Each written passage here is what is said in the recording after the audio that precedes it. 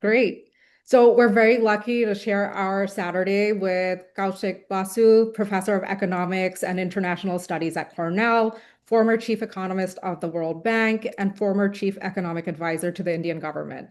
So he's had a long and fascinating career in academia and policy and written over 20 books, including Reason to be Happy, which we discussed during a wonderful salon last year. And we're so excited to have you back again. Thank you for joining us. Thank you very much, Alka. It's my pleasure to be here. So, I want to set the stage for our discussion today. By many measures, democracy around the world is at its lowest level in 40 to 50 years. The Varieties of Democracy report calls this a global wave of autocratization. And in the 20th century, autocracies often arose from military coups, sudden, violent changes in power. Nowadays, we see popular leaders turning into tyrants. It's a long list. Ortega, Erdogan, Orban, Maduro, you touch on these cases in your paper as well. And while it's easy to dismiss these leaders as evil sociopaths, you argue something more subtle and interesting, that they might have started out as well-intentioned and rational, albeit short-sighted actors who then morphed into tyrants through a series of decisions that made it harder and harder to exit. So, to begin this conversation, can you tell us why this morphing process is actually similar to something as banal as procrastinating on a chore? And for the group, it might also help to define what you mean by autocrat, dictator, and tyrant. Alka, thank you very much. Anna, thank you. Let me back up a little bit. I will get into exactly this, but the framework of analysis is observing, as you say, the erosion of democracy around the world, um, dictatorial rule, authoritarian rule, some of them getting worse over time. Fascinates me. And part of this is really a completely apolitical fascination. It's an analyst's fascination that what is it that happens? And in most of these situations, our emotions are so strong that that takes over. But I am a researcher and I am emotionally connected to that. But this project that you're referring to in the introduction, the morphing, really, I came upon it as an analyst. It's completely because I'm baffled by what's going on. And there is one distant tribute I must pay to the work of Václav Havel. This is for me very, very special because my first encounter with his work was when it had been smuggled out of Czechoslovakia and was being translated into English. The little book called The Power of the Powerless. It was in 1984 that visiting Oxford, my advisor Amartya Sen, I met others, Stephen Lukes very prominently, and got hold of that document. Havel's for a revolutionary fighting an oppressive government is in many ways a very, very generous explanation of what's going on, how we can all get into a trap. So it's easiest, and there are situations, of course, you can point a finger and say it's just this person. But many countries have that kind of persons. Why did this person get into the position of power? So there are causes which are diffused. And now let me come back to what you were referring to. This fascinates me because the world is full of authoritarian leaders who come into power with maybe some propensity to that, but over time morphs into a totalitarian, a dictator of the worst kind, all of these. I mean, I am using the terms closely that there are worse kinds and better kinds. Leviathan, used by Hobbes in a way that it is an important controlling centralized power, but Leviathan is also a form of authoritarianism. My analytical interest got sparked by what you already referred to, Daniel Ortega. It's a small country, so everybody does not follow that as closely as possible. But in 2013, I hope I'm getting the year right, yes, 2013, when I was at the World Bank, I had gone to Managua for regular World Bank work, investment in Nicaragua, what's happening. You know, growing up in Calcutta, Delhi, and London, as a student in London, we had observed Daniel Ortega's revolution fighting a really horrible oppressive regime of Somoza that had amassed wealth. It's a cronyism of the worst kind. And I had a young person's admiration for this person who was making huge sacrifices. 2013, I'll come back to that later. I want to give you the gist of the story. I meet when I've gone there on an official purpose. Well, let me just say, I went out of my way. I had nothing to do with the president of the country, but I was the chief economist of the World Bank. I had been a great admirer of what he had achieved. So I sent out a message to his office, the president's office, saying that I would like to see him. And promptly a message came back saying that President Ortega doesn't quite like to meet World Bank officials, so may not agree. So I then sent back another message. I said, if you can reach his ear, do that. Say that the only reason I want to meet him is not as a World Bank official, but because as a student in London and before that Delhi, I had watched his revolution with a lot of admiration and would love to chat about that. Then on the last day, when I was leaving, 10th of September, a sudden message in the evening when I was in the middle of the meeting that the president would see you. So I explained it to my World Bank official sitting over there. You have to let me go. This is an opportunity. I want to go and talk. This was a talk for about an hour. He was there with his finance minister, Ivan Acosta, with whom I had earlier interacted in official matters. And there was one World Bank officials. Four of us sat in this strange place with flowers all around, and we sat there, we chatted. Nothing special about the conversation. I asked him about the Sandinista movement, the early days and all, and he clearly was enjoying that. It was being translated. We had this conversation. Came away, but there was a little bit of guilt because there were people beginning to tell me that Ortega is not what you're taking him to be anymore. This was in 2013, including, and this is my PhD advisor, Amartya Sen, wrote to me, Kaushik, we were all once an admirer of Ortega, but I'm not sure if you should see him. But still, he's still on the margins. Criticism, but he's working with society. If you follow closely what's happened, it's an absolute tyranny now. People being arrested, put behind bars, any opposition, and you're out of the space. So this is a very concrete example which was playing in my mind. As an analyst, I want to understand why so many leaders, Erdogan coming in one form, even Putin, if you look at his early days, yes, his tendencies are clear, but coming in with statements about welfare in society, etc., and there are little snippets, but morphs completely. What is it that is happening that leads to this? And there, what you've touched on is we usually, when we see big things happen, we always look for big causes. Whereas we know from the physical sciences that it's the flapping of a butterfly's wing can trigger off a tornado far away. And actually, I do believe now, having spent a lot of time over the last 3-4 years studying these big phenomena, they are dreadful. There may be one person at the perch, but it's a diffuse force. And quite what is it that is happening that leads to this is what got me very, very interested.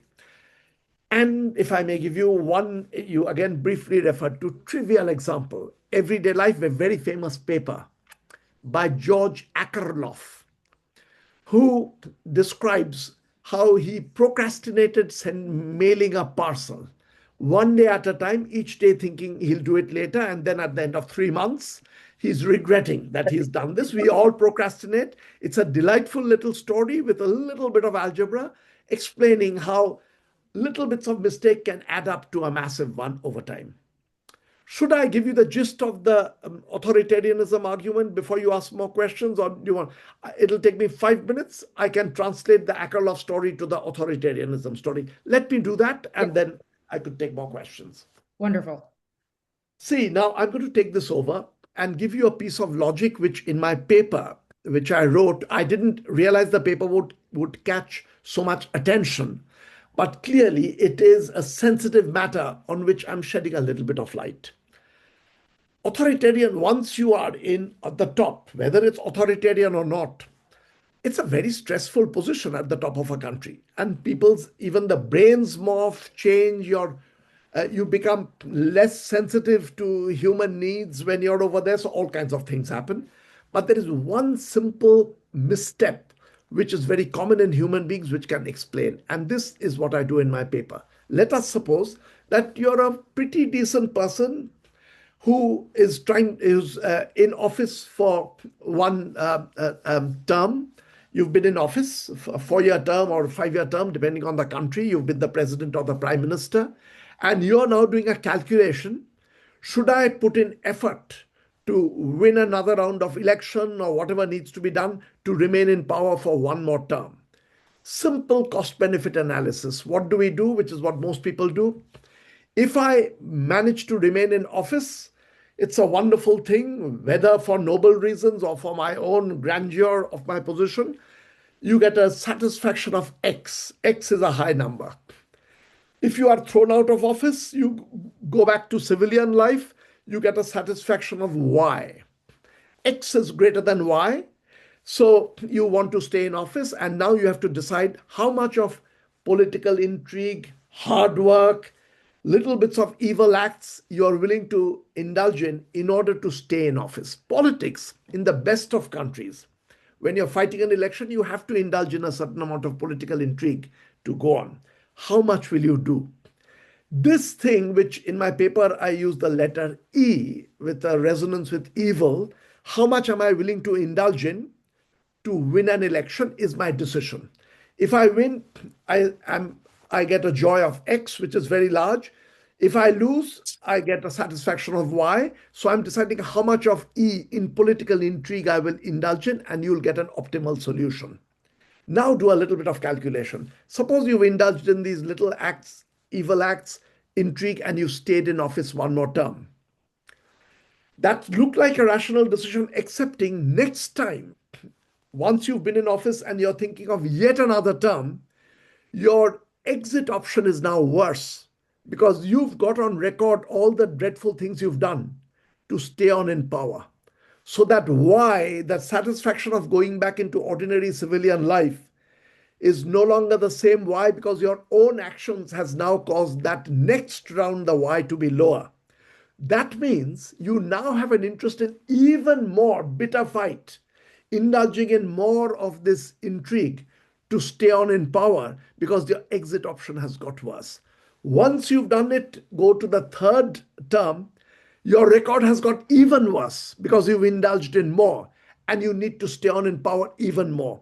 In the end, this goes on and on. We have seen countries, Lukashenko's, I don't know, it's the 7th term or something like that. You go on. For you, the safe haven is ultimately the office of the prime minister or the president.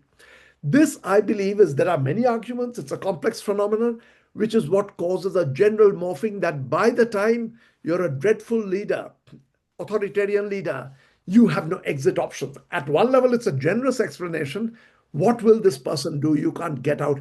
When we think of distant nations, North Korea, I do occasionally wonder, for Kim Jong-un, of course, he's having a wonderful time at the helm, but his exit options must be also completely blocked.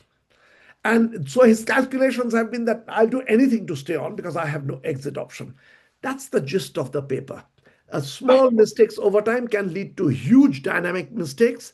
And just that when we procrastinate, we fall into that. Leaders taking decisions can fall into that, creating this mega phenomenon which is troubling our world. I've given you pretty much the gist of the paper. I've done related work in this, so please, whatever you want to ask. Wonderful. So, as you point out, at some point, exit costs are so high that you're stuck and you spiral continuously. Is there anything that we can learn from history about when leaders have to be careful? So, to stay in power, you have to do some things that are unpopular. But is it just day one? Is it certain decisions, like the first journalist you jail or the first election you tampered with? What can we learn from history? Yeah, two things. One is we also, as citizens and people who contribute to the making of laws and rules, we have to think of this and devise rules and regulations to ensure that this problem does not go out of hand. I, for instance, am today a believer that term limit is something which should not be a country's choice. There are a few things that we have a UN charter saying that the whole world ought to abide by these rules. We live in a globalized world. For me, a term limit should be something that we ordinary people should campaign for. a global rule that goes into effect. That's one of the side effects, policy fallouts of this. But about the leader himself or herself, one is, of course, give the leader a lesson in mathematical optimization so that they do the full optimization for lifetime. If they do it very accurately, they will realize that, look, today it's just one step, but 15 years later, I will be in a complete trap. Impossible to get out. But this I say half jokingly. No leader is going to sit down and take a lesson on how to do the optimization problem right.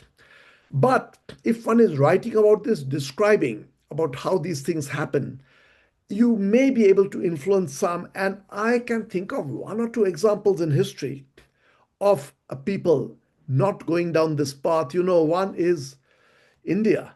Indira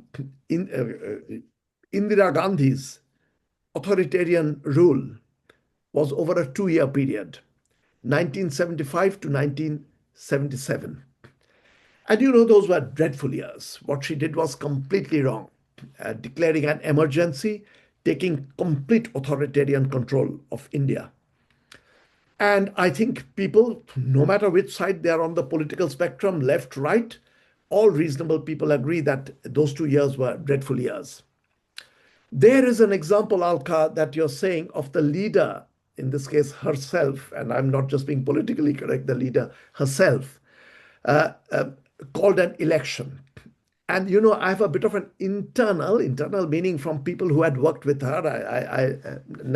By the time I went into the Indian government, she was well past her time.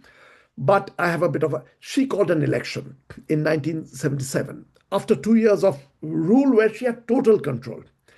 And the drumbeat was that she's going to come back with the election, get a huge majority and come back. And now she will have the saying that, look, the people have given me their mandate. For a long time, the view was that she lost the election. For those who are not familiar, 1977, she's out of office. She's arrested immediately because she's had this 2-year dreadful rule. She comes back later as prime minister, much later winning an election, but she goes out of power. What happened? What were her calculations? Again, how do you know? It's always, I had a feeling, but then I got to work later when I was in the Indian government. The finance minister with whom I worked, Pranab Mukherjee, would later become the president of India. And Pranab Mukherjee I knew very well because I worked closely. See, Indira Gandhi, people say that she was the overconfidence of a dictator. She called an election and allowed it to happen freely, because she was so confident that she would win, and she was routed. But my feeling was throughout that she had dilemmas by then. And Pranab Mukherjee told me in his last days that he, who had worked very closely with Indira Gandhi, one thing he could guarantee, because he had direct conversations with her, apparently she came back after some political rallies and said, Pranab, I'm going to lose this election, the next one. So his view was she knew. Why did she do? Did she have the sense to see that the path on which I've put India is going to morph into something dreadful, where there'll be no further U-turns possible? Maybe. Also, we have to remember that the system that she had destroyed, it was her father, Nehru, who was the founder of the secular democratic India. So it is also possible that she was actually having remorse. A dictator's remorse is an unheard of term, but it's possible she was having remorse. Who knows? But from Pranab Mukherjee's conversation, I feel she actually, after calling the election, she decided she would not interfere.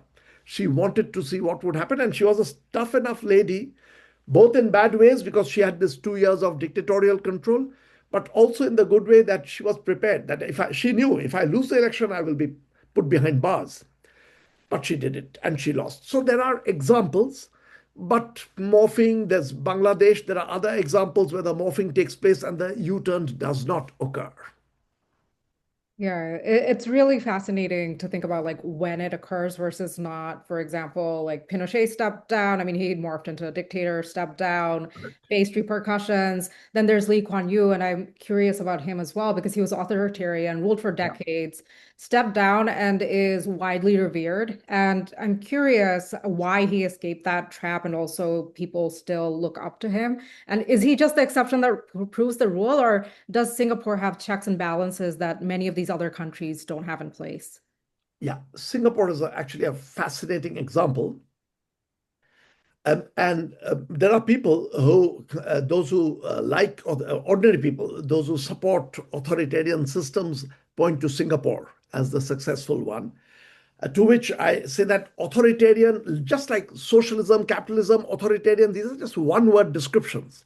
And you will find a few good examples and bad examples both. And you just don't do a statistical analysis and go for one of them. I do believe that Singapore is an absolute exception. And today it is a flourishing economy. One of the things that which would not happen in many places, but Singapore has been lucky, and that history has other examples of wherein an authoritarian leader, you manage to push in economic policies which are raising the standard of living of ordinary people. So, yes, there are people who are being put behind bars. You're using your tough regulations on a whole bunch of people, but the economy begins to take off. And that good feeling allows society to come together and function reasonably well. Uh, One of the things is Lee Kuan Yew's regime, the policy making is an extremely intelligent policy making. And over here, I'm not talking of big politics, but if you look at the economic policies, the mixture of government intervention, allowing the markets to function, those things were done very, very well. It was not ideologically hooked on one side to the other. And it's a small country. The economic success of it, which uplifted people, made a big difference. Another thing about Singapore, I must point out, which I think has played a role, is with all its authoritarian control from the top, it is a reasonable potpourri of cultures. There are people of different backgrounds who feel part of that society. Very often, a capture from the top becomes only my kind will control the full society. Singapore kept out of that. So I think there are specific things happening over there. And there are others where, of course, the leader gets into a virtual agreement with the country that I'm going to give up power, but please don't go after me now. And that has lessons for later policy making, but that's possible indeed. Yeah. Yeah, and I'll go into some of that later, but I want to pause for questions and comments. So I'll go in order. We have Joe, Dominic, Tolu, and then Anna. Joe, do you want to start? Sure, thank you, thank you. I'll try to not make this too wordy, but I'm curious what Professor Basu thinks of Timur Kuran's work, not in the sense, not so much as like sort of Timur Kuran's work specifically on preference falsification in mass politics. So I don't know how many people have read his book, maybe Private Truths, Public Lies, but the idea that a little bit of what we're describing happening at the level of leaders in the sense of like an information asymmetry and kind of painting yourself into a corner happens at the level of mass politics also, in the interaction of people's assumptions about what the people around them think. And Yeah. I'm curious, to what extent that guides the behavior of leaders or is responsive to the behavior of leaders in a way that leads towards authoritarian outcomes. Yeah. Timur was a very big influence for me. Earlier, I haven't seen him in ages, so I'm very, very familiar with this. Um, this thing about preferences, falsification, information. There's also a lot of writing that spin doctors that we talk about. It is not through the whip or the cane, and that's also there in the background. You're holding it behind, but it's through information control, people's minds being won over. That is a very, very major strategy. And there, what I feel is Timur Kuran began writing on all this before we've morphed into the world of AI and media, social media. One of my major concerns, and you've now put a thought in my head, I should contact him about some new research. I've got one concern in today's world that these strategies are going to play a bigger and bigger role. And that is going to create a new kind of authoritarian rule, dictatorships, where, yes, you will have the whip behind because the few people who go out of control, you want to crack them on that.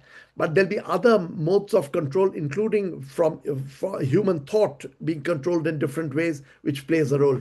One thing, if I may just elaborate a bit on this, people are beginning to write and are concerned that inequality, economic inequality, and I'm not just talking about measures like Gini coefficient, which is inequality across society, but extreme wealth in a few hands and the masses, that this gap, never a good thing. I am a believer that we should have much greater, better distribution of income than what we have and what we've had for years. But what's happening now is especially worrying. In the olden days, the 10 richest people, 0.01% of the richest people, would spend their money buying yachts, cars, mansions, helicopters, planes. Now you also buy a media platform, you buy a newspaper, you buy a television channel, because one of the expenditures is in this connected world is the control on human thought. And this is going to be a fallout of earlier the inequality did trouble us, someone living so well and others suffering. Now this may have a fallout in terms of systems of democracy and authoritarianism because of the nature of the world beginning to change. Worries me immensely. So some of those earlier works, if that is brought in over now into the present world with these kinds of control, we will have to think very hard about new policies and new ideas that can emerge out of this.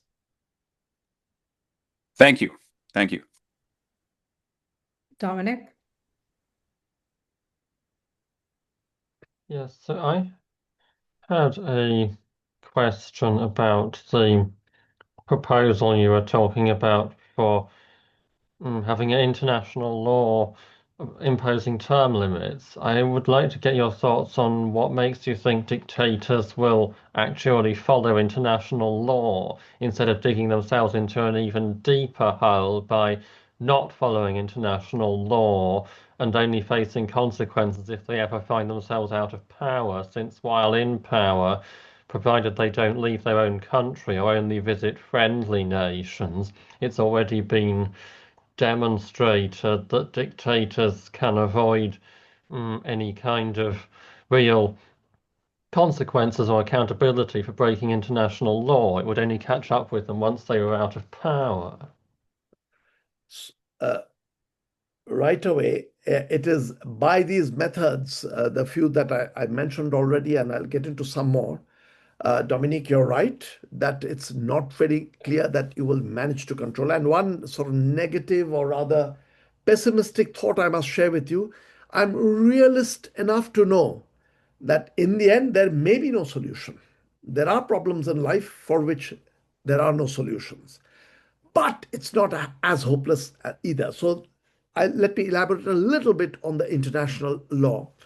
We do know countries who ignore international regulations, international criminal court, etc. That's very, very possible. And these leaders who get branded will continue to do so.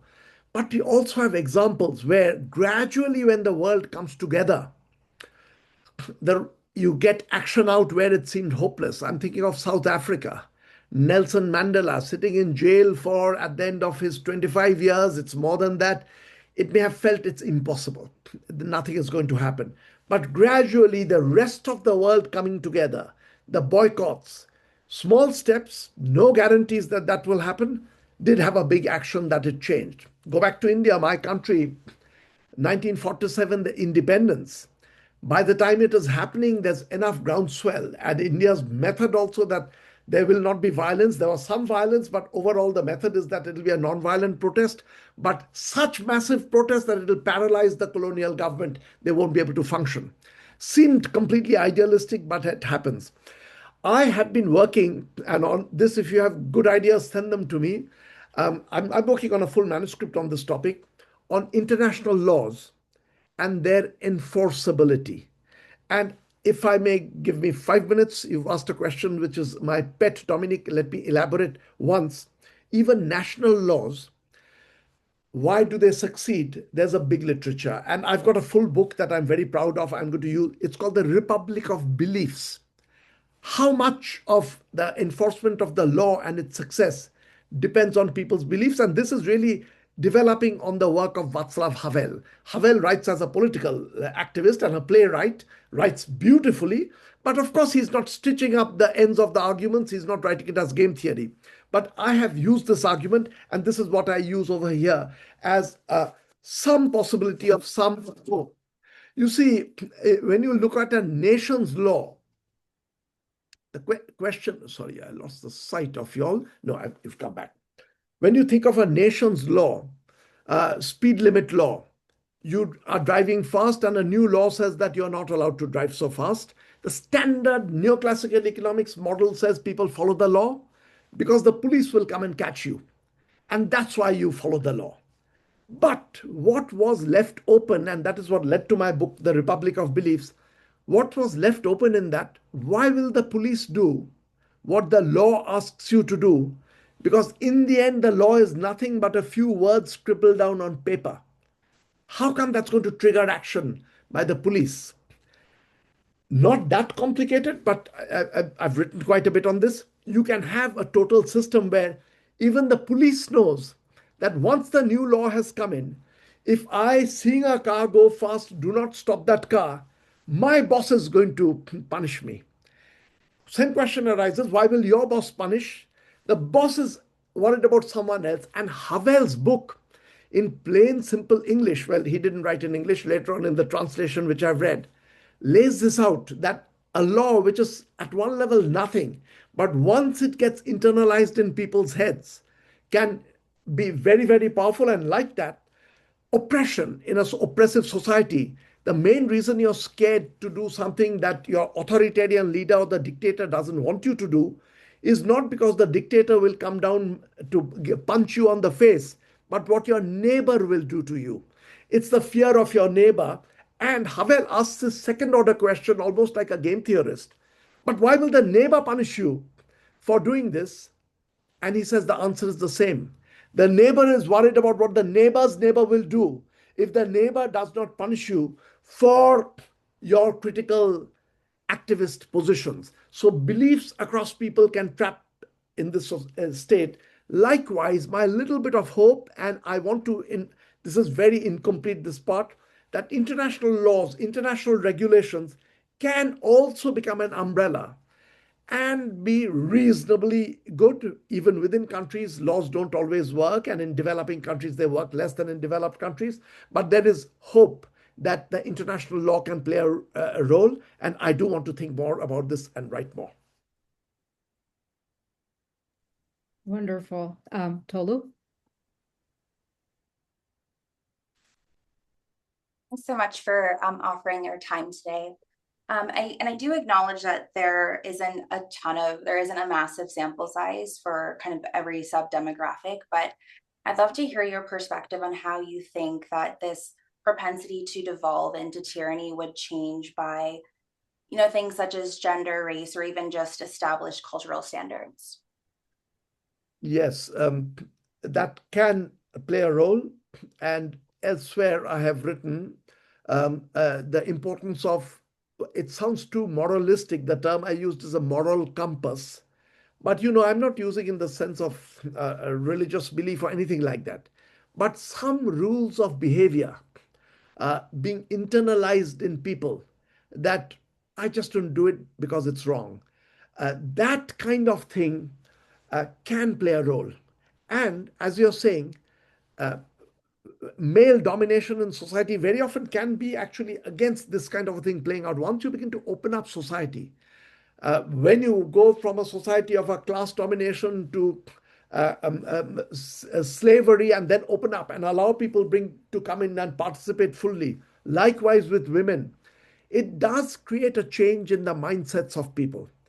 And that goes into a different domain, psychology and economics and psychology and politics, but extremely important. and that can begin to play a role and help create a better world. Can I go off? This is, you've touched on a pet topic of mine, but let me just go off at slight tangents and give you one example of this kind. You know, all of you will know this is, I don't know your background, whether you're in economics or not. The invisible hand, which was Adam Smith's big idea, is that if you allow individuals to go about their own self-interested things, I'm maximizing profit, you're maximizing utility when you're choosing what to buy, we are maximizing our own interests. This can lead to social order and optimality, was Adam Smith's breakthrough idea in 1776. Mathematically proving that, horrendously difficult for an economy. The person who proved, there were two of them, Kenneth Arrow and Gerard Debreu, both won the Nobel Prize. And I mean, Kenneth Arrow, I got to know him when he was in his 90s, just a staggering mind, unbelievable. Arrow formalized Adam Smith's little theorem that how, if conditions X, Y, Z are true, individual selfishness leads to social optimality. And you know, this is a very political theorem, because ultra free market people say that, look, this shows that just let people be selfish and you'll reach optimality. And since Arrow formalized it, I, in my heart, a very special paper of Ken Arrow's. It was published in 1978. If you will search for it, please do plus or minus one. For any number I give, do plus or minus one and then search for it. Arrow published a paper in Dissent magazine in plain English. Most of his writing is mathematical, saying, I did this theorem, but I want to remind people that apart from these formal axioms under which the Smith's result goes through, preferences have to be transitive, production function has to be concave, etc. There are many other assumptions which we take so much for granted that we don't write down. Personal integrity, basic honesty, empathy, these values, we don't write them down as axioms. But I can tell you that without those, and he has exactly this, a modern market economy would not last for 10 minutes. So you need these outside trust, integrity as the foundations. Since we take these so much for granted, we don't write them down explicitly. And the historical big analogy of that is Euclid wanted to write a geometry with all the axioms written down precisely. He thought he had written all the axioms, but at least one axiom he never wrote, because it was so obvious that what else could be there. The axiom that his entire geometry is being done on a flat surface is never written down as an axiom. So we know that if we today applied Euclid's geometry to the Earth's surface with airplanes flying fast, we would begin to have accidents because all the things would go wrong. Euclid's geometry is meant for a flat surface. He took it for granted. Likewise, economists take lots of things for granted and then say, let people just go about maximizing profit, etc. It'll work. But Ken Arrow, who's the founder of that theorem, reminded us in this beautiful essay that you need many more things, the kinds of things that you're alluding to.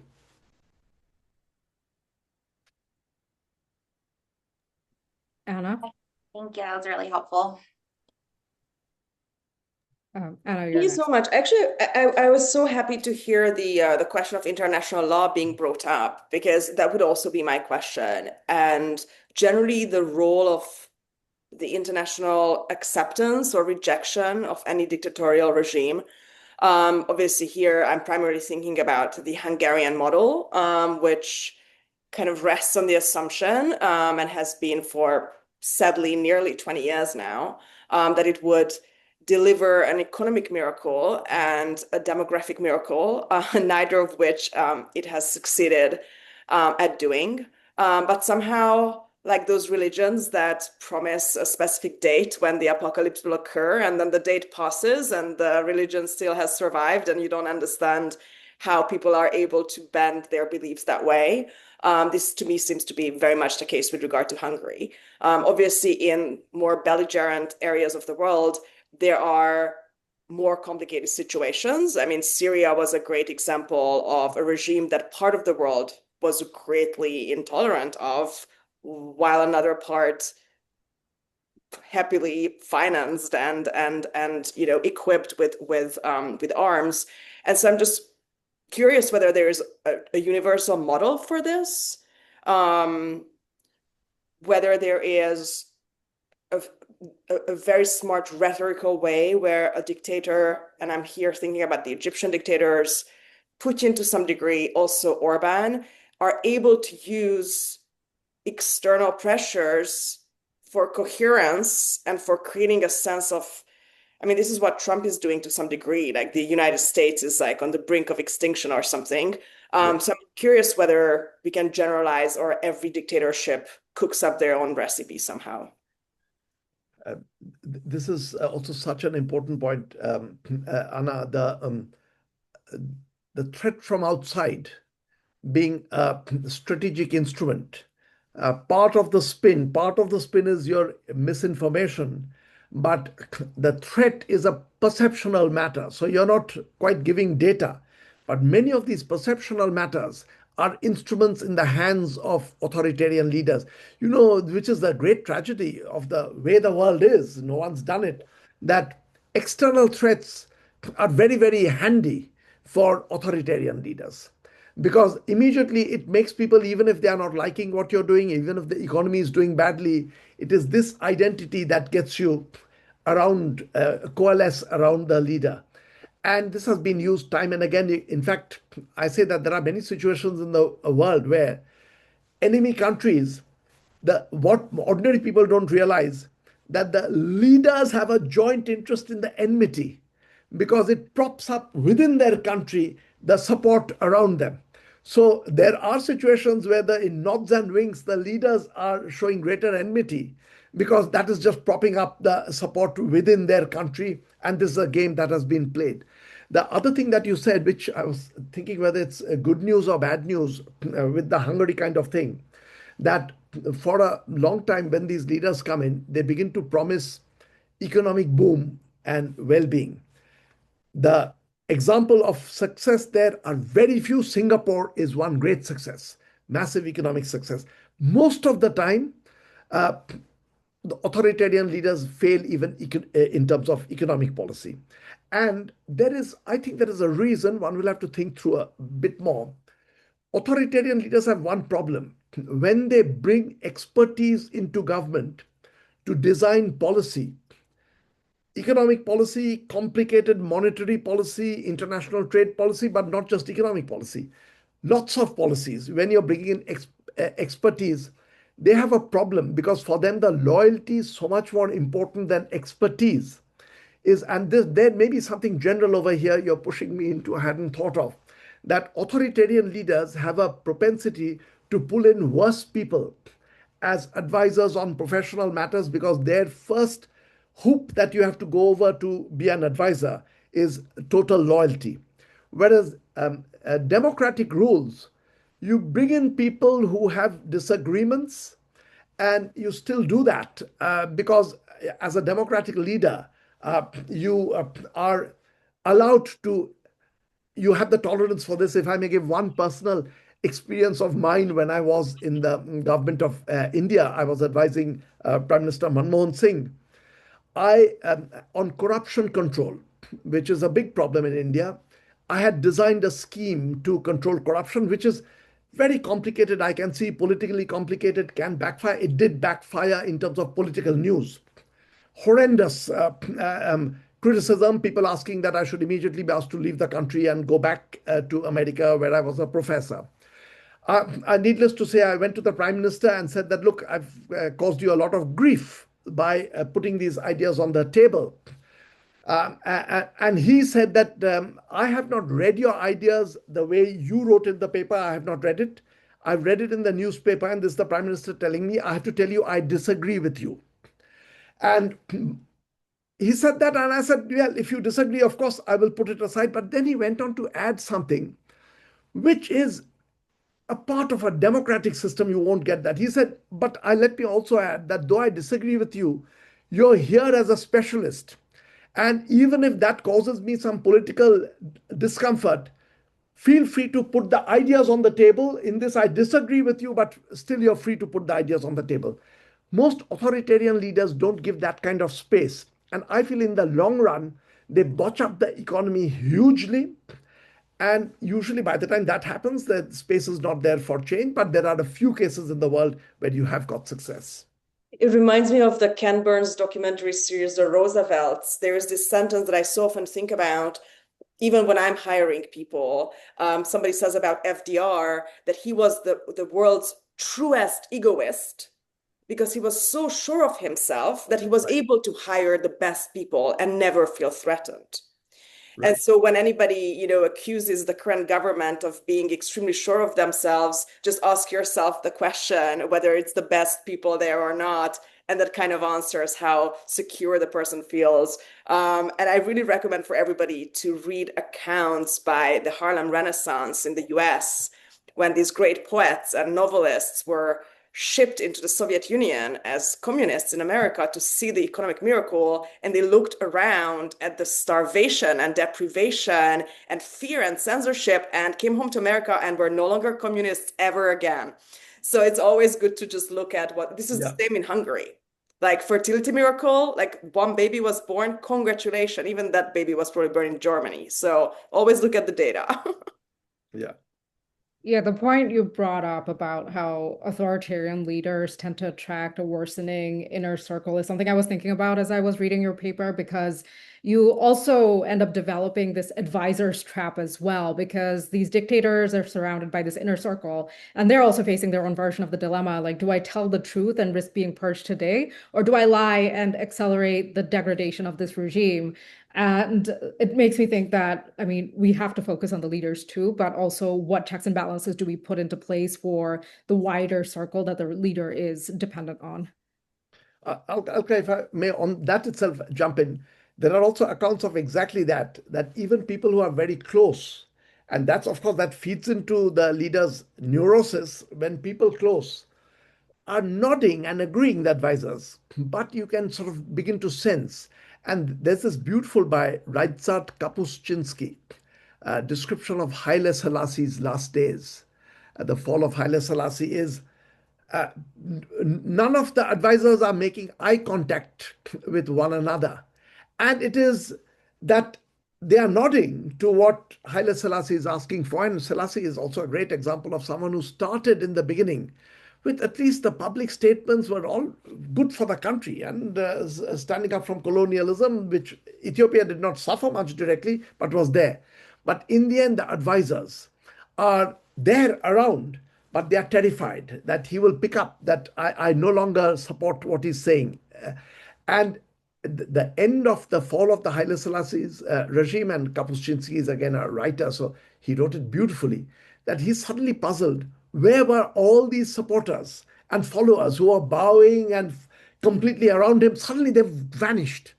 And he says, you suddenly realize that there were no real supporters even close to him by the end. They were just nodding because they were terrified and they were caught in that trap. Can I just add one more thing, because I think it's so important here. And Applebaum, who's coming on Internsac next week to talk about autocracy, she writes in her book Iron Curtain something that kind of made me understand my own world better. Sometimes you need an external analysis. How to the heads of these satellite states, Stalin never put true believers, because true believers can be disappointed. They actually believe it, like they are earnest, like those people were the first to be killed.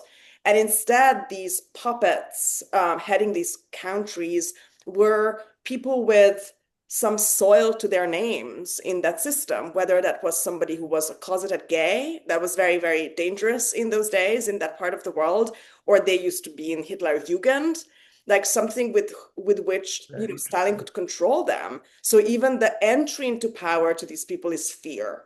It's not even something they develop later. It's because they are fearful is why they get the job. They are easy to control. Yeah. Yeah. Neil, you have a question.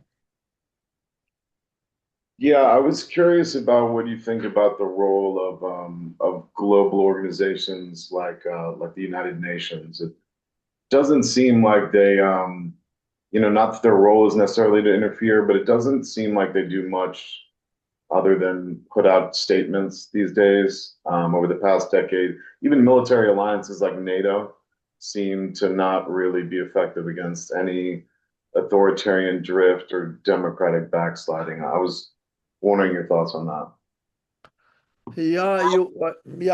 Neil, that's so visible to everyone that the statements are put out and nothing happens. But one has to realize that that is not because if we give agency to UN, it's very disappointing that they are not doing enough. But the UN is also a collectivity, and it's individual voices over there, which is not translating into enough. Just the way that we write academic stuff and feel frustrated that, look, it does not translate into action. So I believe very often, and this was my earlier work, that people's individual motivations can be genuine, but the collection is not managing to do enough. Having said that, I still have a lot of hope in organizations like the UN and international organizations in general. That is the space from which we have to get action coming. And the action, of course, again, the UN also has its worries, individuals in the UN, that if we do this, then I'm going to face boycott from another big power, which may be stronger than me. So once one is aware of that, you think of global structures where the UN will have greater voice. I do believe that one larger question that is coming up now, we are not giving enough attention to, and it relates to the United Nations that you're referring to. See, the world is going through a very, very interesting change ever since World War II. Globalization has happened for thousands of years. As people are moving, gradually the world is getting globalized. But there was a great pickup in speed of globalization from 1945 onwards. And over the last sort of 20, 25 years with digital connectivity, globalization is really happening rapidly. And by globalization, as that remark must have made it clear, I'm not just talking about the goods and services crossing from one country to another, but information going from one place. The world is becoming globalized. But think of one thing, that politics, even democracy, when we think of an ideal democratic world, it's every single country being democratic. But with the world economy, one common economy, even if you have every country a democracy, the people of the country are electing the leader, the global democracy is getting damaged, because you can think of many pairs of countries where who becomes leader in your neighboring country is more important to you than who becomes your leader. Mexico, for a Mexican, who gets elected to US presidency is probably more important than who becomes a Mexican president. Lots of pairs of countries like that you can think of. But these people whose lives are affected by the choice of a leader have no say in the matter. This is, in fact, what we would consider a perfect democracy. Every country with a perfectly democratic system is nevertheless, as the world links up, is getting into a very cracked up, non-democratic world, which makes United Nations, organizations of that kind, extremely important. Thank goodness that it happened during Bretton Woods after the World War II, that the countries realized it, but a lot of deficiency. They don't have enough say. But what do you do? There are countries that are so powerful that the UN has a deficiency. Once again, the space of ideas, and this I'm going back to the guru in my field, John Maynard Keynes, that one must not really downplay the power of ideas, because in the very long run, it's these ideas being floated, ordinary people beginning to pick up these ideas. That's where the hope comes, that you will think in terms of that global democracy with every country being democratic, cracks up as the world gets globalized economically, is not appreciated enough. But I do feel that should be done, in which case you do turn to UN. Lots of deficiencies now, but building that up is, and the sort of, I also believe that we need increasingly, there are provisions of that, a global constitution, where everyone is coming under that umbrella. It sounds idealistic as soon as one says that. How will you have it?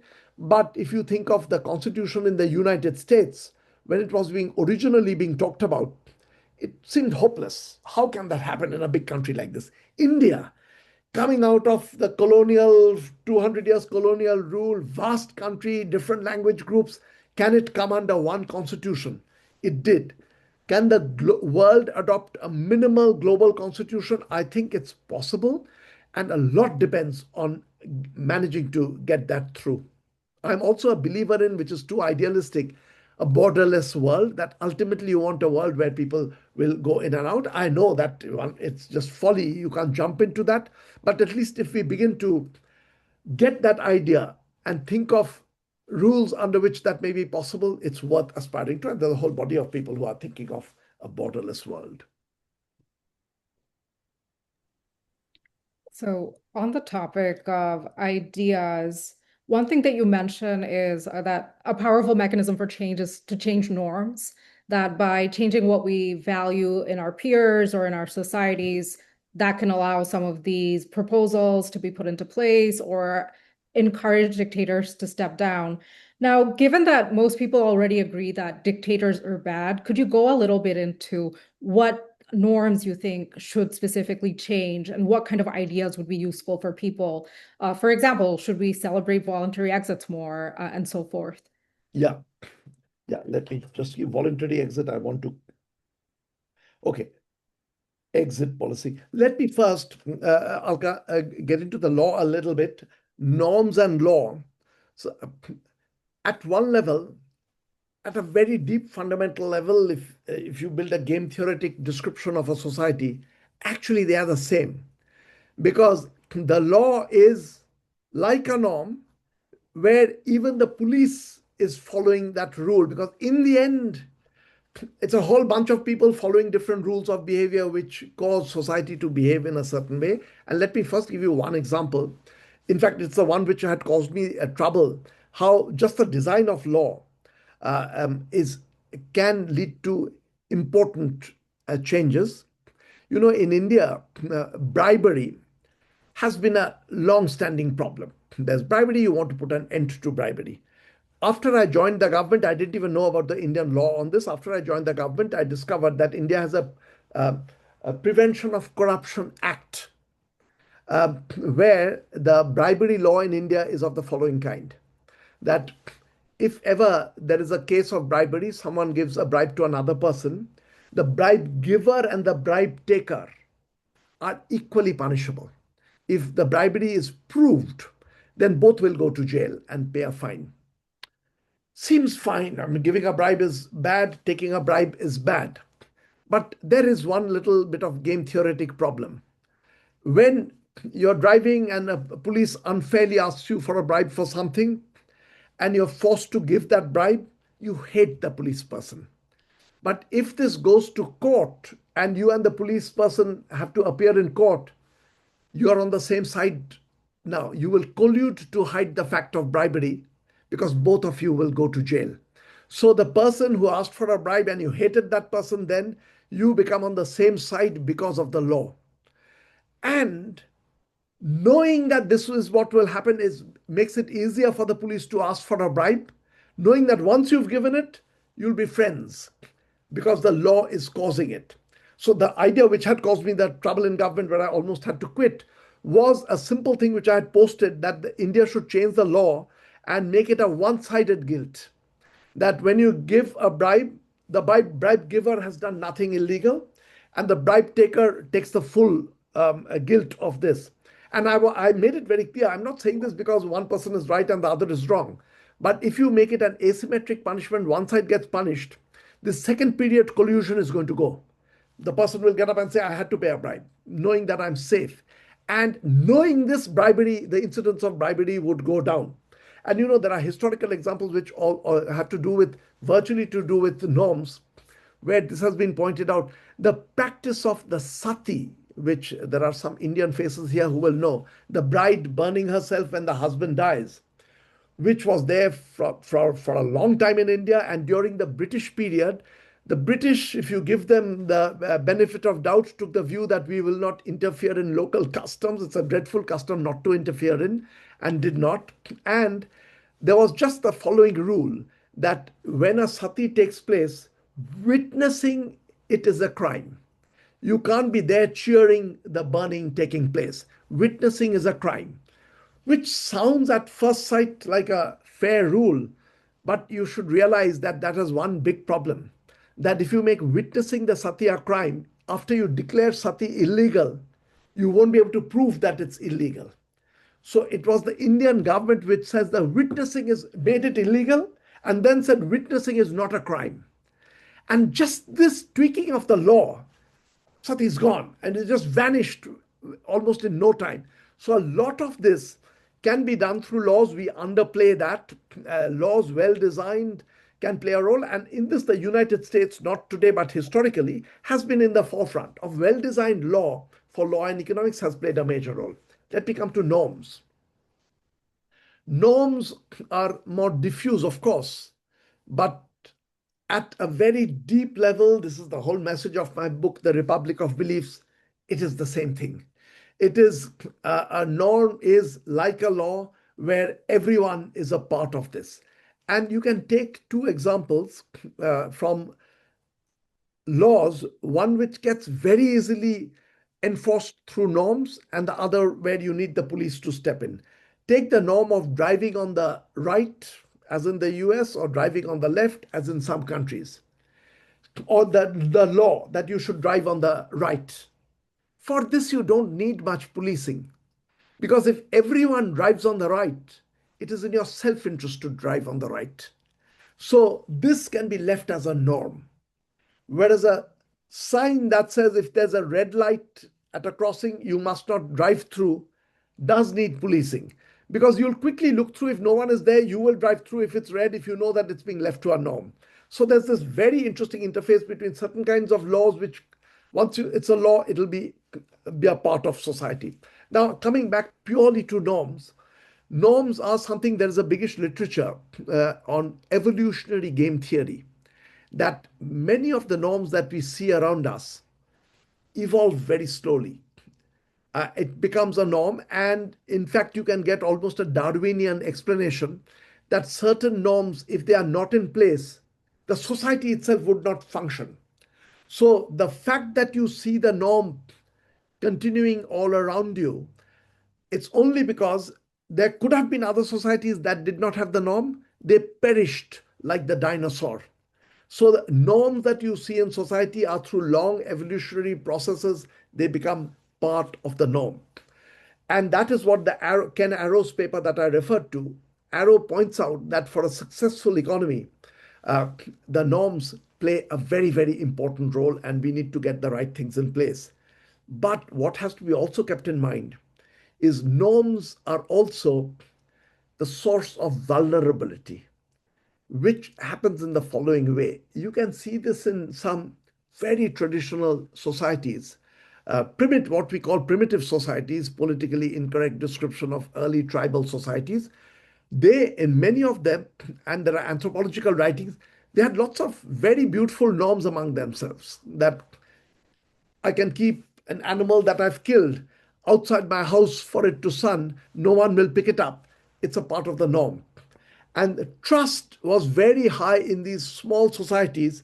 The ones who had trust flourished and did well. Posner has writings on that. These trusts are norms which developed over time because the societies with those kinds of trust did better. But now, once you have colonial powers or civilized people come in over there, those very matters of trust become spaces of vulnerability. Others can begin to take advantage of you, and you get a shock that someone is taking advantage because you take it for granted that no one will do. And this happens, and one should not get moralistic and say these people are right and that is wrong. People with different norms, when they come together, meet, one begins to take advantage of another one's norms. And fascinating studies. I don't even quite know what the right policy is and what you should do about it. But norms are an important topic. And with that paper of Arrow's, which is, I keep describing it as Ken Arrow's least read paper. Even economists get a surprise when I refer to that paper of Ken Arrow's. I feel in a very wordy way, in a chatty way, and he was not the master of that kind of writing. He was the master of axiomatic writing. But a person, I think, with the right values and brilliant mind, he puts that on the table, the power of norms. Thank you. Amia.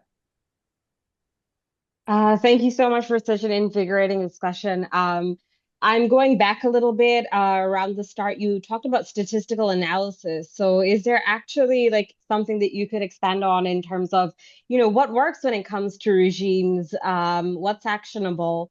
And a separate question, coming from a country like Bangladesh, which maybe you know what it's been going through in the past year.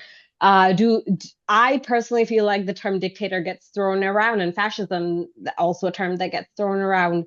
So how do you define that? So yeah, statistical analysis, Yeah. and then what we're calling a dictator. Thank you. Yeah. I mean, there is, I don't use a hard definition, and that is a bit of a handicap. But again, hard definitions also can be handicaps for certain categories of, I mean, when you're asking me what is the per capita income of a country, I can give you a very hard definition of how you compute and how you give it. Some categories and some concepts by their nature are useful if you leave that little bit of ambiguity, and it's not even clear quite exactly. Will do ask 10 questions and then say this fellow is a dictator? That is not, you can't quite do it. So this will remain open, that there's be a certain amount of hand waving, and I know that that leads to some people taking advantage. Erdogan might take a particular view. In Turkey, you can in Hungary, you will get another view, and the leader will try to push you and so that, look, I'm not at all authoritarian. But we roughly know people's opinions, people's voices. Voting rights is there, but that's not the only thing by any chance. And there's another thing I'm getting into where some leaders do take advantage, which is a form of authoritarianism, very subtly done. Again, that it causes a definitional problem, but the phenomena is very clear. You know, most countries, most sophisticated countries, which is the world today, have more laws on paper than people are aware of. And sometime or the other, you're violating some law. If you're living in America, living in Europe, wherever, some minor laws you're violating without even knowing. And there are countries, India is full of, from the colonial period, India has lots of laws people violate. This can become an instrument in the hands of authoritarian leaders in a very, very subtle way, which in fact they strengthens their authoritarian power. You take virtually a vow that I will not punish people illegally, but only if they have done something illegal. Given that there are little things all around people are doing, this becomes a great instrument for legal discrimination. That using the law, you're not picking up people, but your friends, you look the other way. Your enemies, if they break any law, you go and pick them up. This happens around the world.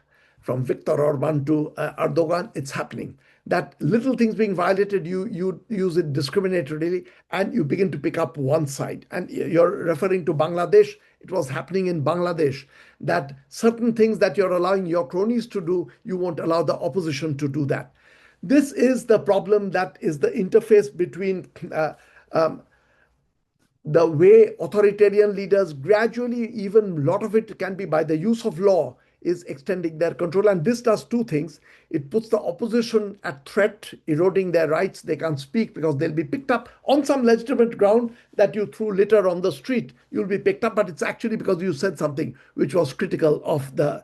But it is also creates another thing. It creates a safe haven of people around you because they know that they will not be picked up around the dictator. So very often this discriminatory use of the valid law in the country becomes a way to create cronies around you who clutch onto you, knowing that they can break the law, nothing will happen. And there are others who get into this trouble. Your question about the statistical side of it, on many of these, not many is a strong word, on some of these kinds of phenomena, there are statistical works.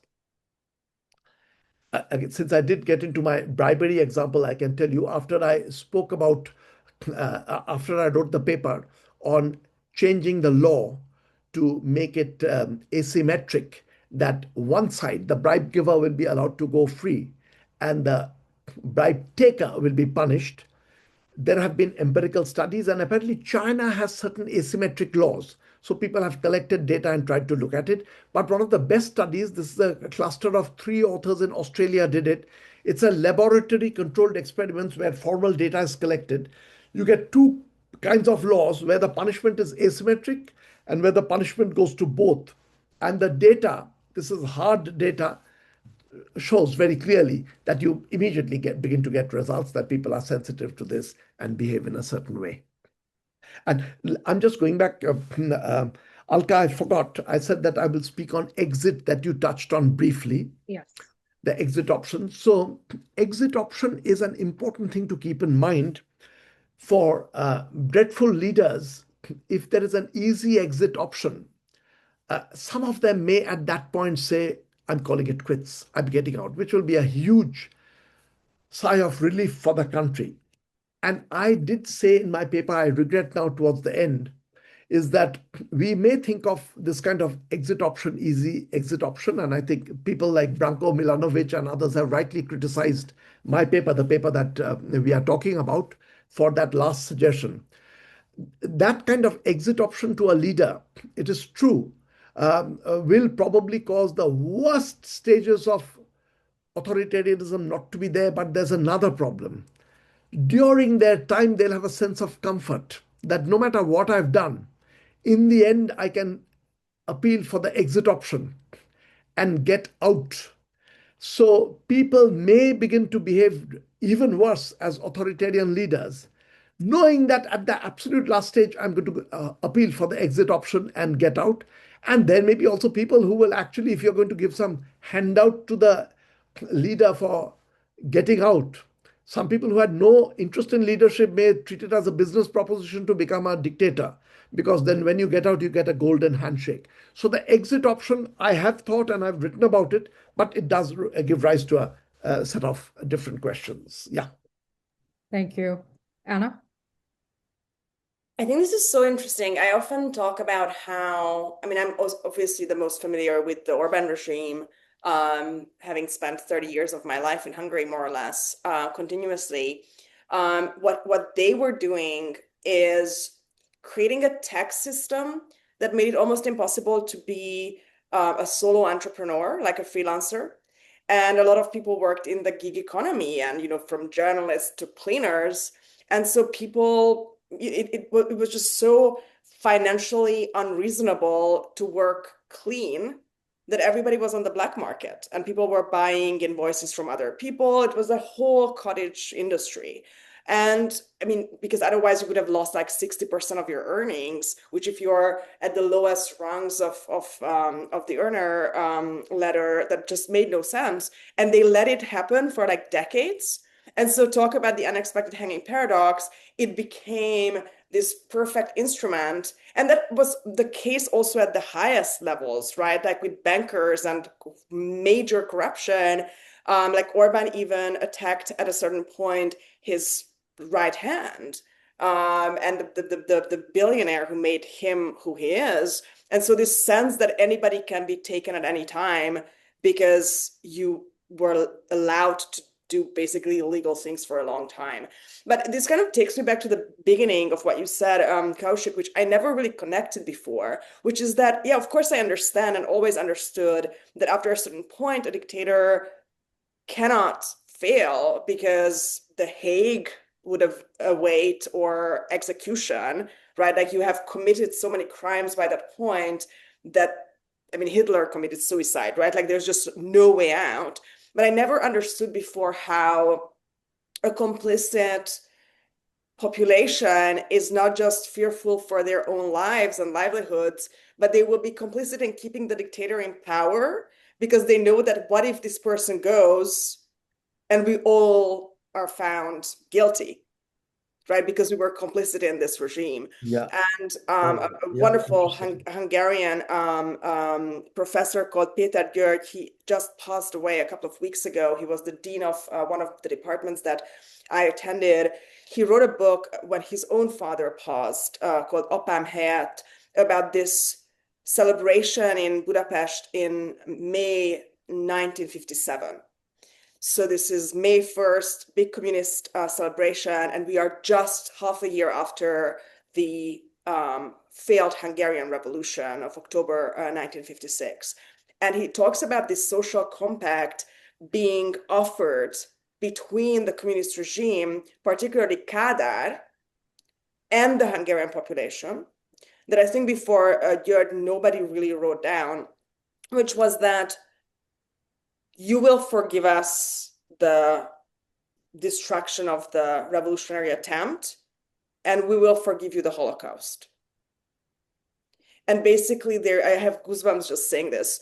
Basically, the regime and the oppressed people make this pledge, this vow in that moment, which was also the moment when the Hungarian national television starts. So it's not just the pact, but also the upholding propaganda machine that then everybody gets in their houses, that there will be no retributions for Holocaust crimes, which in Hungary were committed by the Hungarians, right? I mean, they were on German side and they just did it for themselves.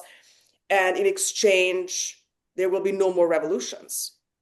And this works. And there was never a revolution in Hungary. And so I'm always so interested in populations allowing things to happen for this reason. Yeah, but this is troubling and it's a fact. And it also leaves a whole host of very, very difficult questions because people who have been around an authoritarian leader, in the cases where they collapse, very easily you come out. But if they have to be overthrown, there are also people who, in the last stages, may not have been supporting the leader at all, but still mimicking all that and going through. And they fall into this. And what do you do with them? Do you pardon them? But they've been a part of this. And if you pardon, you're encouraging in future people to do that. If you don't pardon them, you're also not showing that they were completely in a trap that people get into. You know, again, not too far from Hungary, the case that fascinates me is the Romanian fall of Ceausescu, because it happens over such a short period that 24, 25 years of complete authoritarian rule. Little bits of trouble in Timisoara, and there's a one pastor who begins, but within 7 days. And the start of that fall is, of course, fascinating because it's a big lecture he's given, Bucharest all cheering and supporting him. Few voices of dissent, and then when it explodes, you realize that these were just people who are making, who are just waiting to get out of it, and it erupts. And there's, of course, it happens so quickly. They are, within 4 days, they are executed. He and Elena gets executed. You realize very often what you're seeing on the surface and the dynamic going on beneath it can be so very different. And there are a whole host of people who are probably in a trap, who are mimicking a certain kind of behavior that they don't want to do. That is, I mean, the way out, and this is why Yes. I was so excited about the paper that you wrote, because I so often think about, you know, in Germany tries to do this major integration, like 2 different ways in the split country. But, you know, by the 60s, you have revolutionary groups like the Baader-Meinhof group who are completely against this, who are the young generation, and they are morally disgusted existing in a country where former collaborators with the Nazi regime are leading banks and continuing their life with impunity. And so it's even like one generation wants to forgive because they have the same question, which is like, we just lost so many people, we can't lose more. Like life has to go on, like this is the population. And then you have the new generation who can't. But I remember 1989 vaguely, and I remember that a lot of people died, right? Yeah. Like my grandfather, who was a true believer communist, an economist, the regime falls 23rd of October 1989, and by December 1989 he died. Sudden heart disease. People couldn't, like, people just went old very, very fast, very young. But other people committed suicide, and we have people that we know in the family, like my mother's best friend's father was a judge for political prisoners in 1956 because he was a judge, and if you were a judge then that's what you had to do, and he jumped out of a window. Like you had this like people forget because you so want to move on with your life that like an end of a dictatorship is also a kind of death, and there's a lot of collateral damage and a lot of very uneasy moral questions. Yeah. I don't personally, by the way, believe in collective guilt in any way. I think that's a really bad way of approaching it. Yeah, but all are very sensitive topics because, again, as you're pointing out, a collective pardon also means that you're encouraging future dreadful behavior. So very tricky questions, but we have to bring our sensitivity into this with the mind and try to design. And my little bit of hope, I will tell all of it's a lovely discussion. If you all have later thoughts, since I am trying to write up fully, I would love to read. And you quoted Macbeth, Anna, in your little essay. So I should also tell you, in my paper, Alka must have seen, this is thought that goes far back into history. In Macbeth, there is this beautiful line of the dilemma of the horrible leader. And this is Macbeth speaking to Lady Macbeth. I am in blood, stepped in so far that should I wade no more, returning were as tedious as go over. My return path has been blocked. And it's a tragic moment. It's a dreadful leader, but caught in that situation. But of course, there are dreadful leaders, many who remain dreadful till the end and go completely forced out.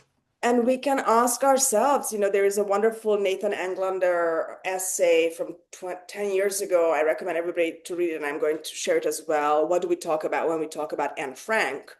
Where there are two couples coming together for a barbecue in suburban America, and somehow this question of who would give up, turn in Anne Frank comes up, almost like there are two kinds of people, one who saved the little Jewish girl and the other who gives up. And, contemporary American history and what's happening with, refugees and immigrants in this country will be a question that, our grandchildren will ask, the same way as we ask, like, how could Americans stand by and watch lynchings happening and not do anything? And I feel like we're getting the answer to that question. Yeah, indeed.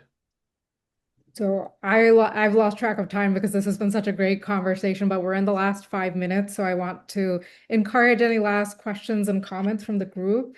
So please raise your hand. Amia, I think you have your hand raised. So you should go first, and then I'll call on anyone else who has questions and comments. Thank you. I just wanted to ask about people kind of outside of what you called like cronies to dictators, what happens to them, and who are people who are not benefited necessarily by such regimes. What are those negative impacts? And I'm thinking far behind, like places like Iran and Afghanistan, where certain regimes have been overthrown and it's not necessarily led to positive indicators in this day and age. What are the negative impacts of overthrowing so-called dictatorships? Amia, you see, these are such big categories, dictatorship and then overthrowing them, that there's going to be no, I think, clear rule you will find that once you overthrow, that it's going to be for the better.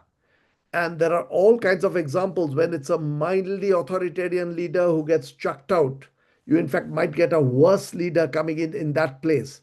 So an easy answer and a regularity at that level, you would not find. Just that, as we were saying, people very often ask that even if you hate dictatorship, ordinary people say it's good for the economy. There are a whole lot of people will say that, poor countries need dictators.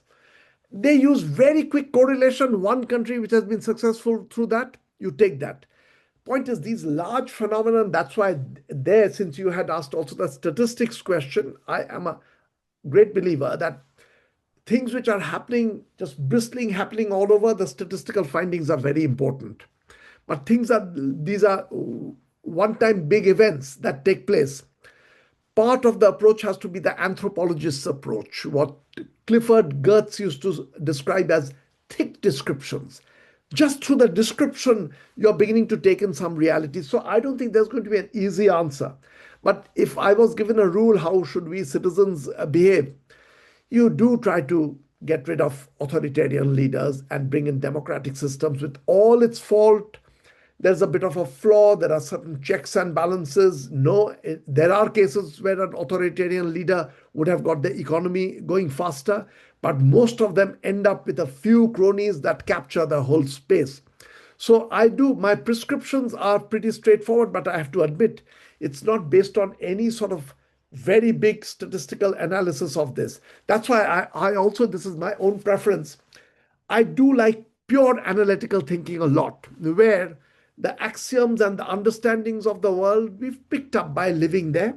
And then we are now using our logic with that to get some further understanding of the world. This mixture of analysis, which some economists do, is very close to my heart. Thank you. Any other questions or comments from the group? Professor Basu, any closing thoughts or remarks that we didn't get to touch on? I know we covered a lot of ground and it was very insightful and interesting, but wanted to ask you if there's anything you wanted to share with us today. I'll make a closing appeal. And this was a lovely discussion for me because ever since I gave these lectures, the Schumpeter lectures in Graz I had given, called which was it was called the algebra of authoritarianism. And I use the word algebra very deliberately so that those who want to become authoritarian leaders, they'll get put off by that word and not read and try to understand how the system works. But that lecture had many sides, and this was a delightful discussion for me because we started with the question that you posed, but we've gone all over the place. And as I was mentioning, I'm trying to write it is an analytical book. It's a book with light game theory, trying to understand these very, very practical real world phenomena. But the discussion was so good that if you have any thoughts they were incomplete, many answers were incomplete by its very nature. The problem is so big that that will be so.